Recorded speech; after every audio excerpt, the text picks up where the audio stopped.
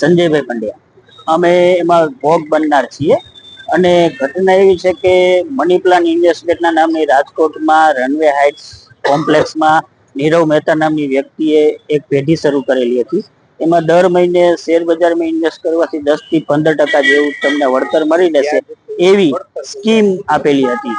એ સ્કીમમાં લોભામણી લાલચ જેવું હતું. એમાં જે ઇન્વેસ્ટ કરે એની રકમ એને 1 કે 2 મહિના સુધી વળતર પેટે ચૂકવેલી છે અને ત્યાર પછી એ પેઢી એની બંધ કરીને જતા રહેલ છે. અને હાલ એ બાબતે રાજકોટના 7 જેટલા વ્યક્તિઓ ભોગ બનેલા છે. અને પણ મારી આપના માધ્યમથી બીજાને પણ અપીલ છે કે આમાં જે ભોગ બન્યા હોય એ ખુલીને બહાર આવે. આપણે ગાંધીગ્રામ પોલીસ સ્ટેશનમાં તપાસ ચાલુ છે ને તપાસમાં સાથ સહકાર આપે તો હજી પણ આમાં લાખો કરોડો રૂપિયા જેવો ફિગર બહાર આવી શકે એમ છે.